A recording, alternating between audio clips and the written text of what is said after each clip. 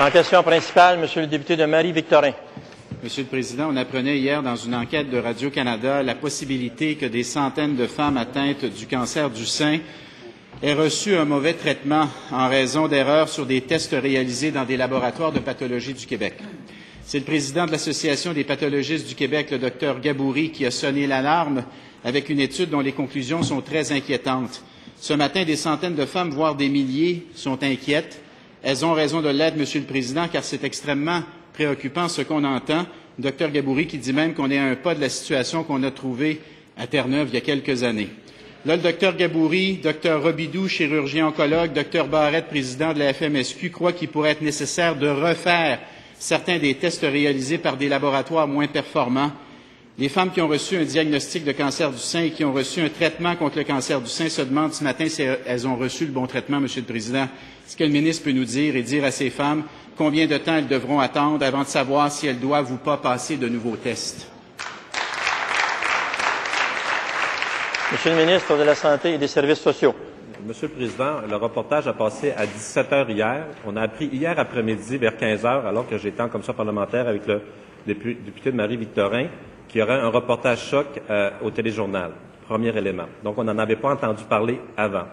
Ce n'est pas une étude qui a été publiée, mais à 17h, ça a été enregistré. J'en ai pris connaissance vers les 18h et j'avais déjà réuni les autres instances du ministère, toute la grande équipe, y compris l'équipe du cancer, les sous-ministres et les gens du cabinet, pour faire le point.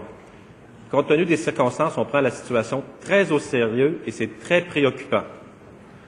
Deuxième élément, c'est tellement sérieux, tellement préoccupant que j'ai mandaté le Collège des médecins que j'ai appelé à 20h30 hier soir de faire une enquête et de chercher les faits dans cet événement-là. On n'a pas eu l'étude, on a eu seulement des conclusions. Donc, le premier élément, avoir les faits de l'étude, avoir l'étude, connaître la méthodologie, et puis également voir la rigueur et l'indépendance de l'étude. Premier élément, comme vous voyez, c'est une démarche qui va être très rigoureuse. Deuxième élément, on met en place une stratégie actuellement pour justement savoir qu'est-ce qu'on va faire, tout simplement parce qu'il faut avoir l'étude pour tirer nos conclusions. En question complémentaire, Monsieur le député de Marie-Victorin. Monsieur le Président, dans le fond, ce qu'on veut savoir, est-ce que le ministre peut nous donner une idée du temps que ça va prendre pour faire ces vérifications-là?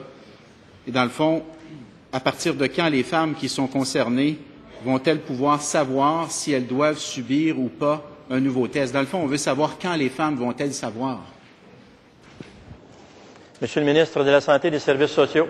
Oui, bien, je m'attends à être questionné quelques fois parce que ça prend du temps de tout expliquer ça. C'est pour ça que je pense que c'est vraiment important.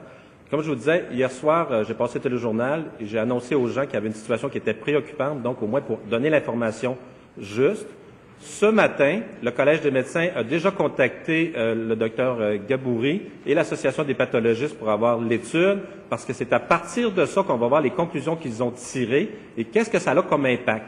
Dans un deuxième temps, et je m'attendrai au cours des prochaines heures, tout dépendant de comment le Collège des médecins peut avoir toute l'information, savoir un état de situation pour informer la population le plus rapidement possible sur ce qui doit être fait. Et entre autres, on veut leur donner leur information juste, mais il faut vraiment avoir les faits.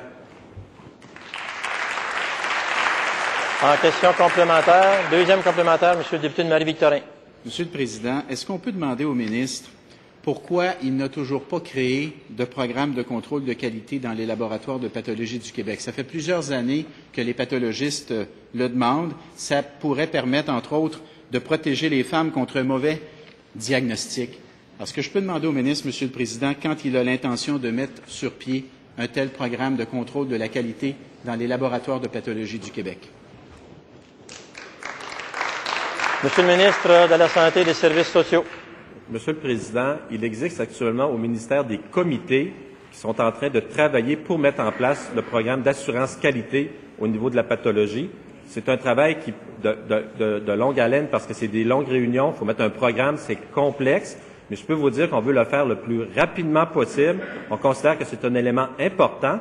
Par contre, c'est réputé qu'au Québec, dans nos laboratoires, le côté pathologie est de haut niveau. Nos pathologistes sont excellents. Ils travaillent très bien. La formation est excellente. Là, on a une étude qui nous dit qu'il y aurait possiblement une problématique face à un test précis. On va faire enquête et on va revenir là-dessus. Mais comme de fait, on continue en même temps à travailler pour mettre le programme en place.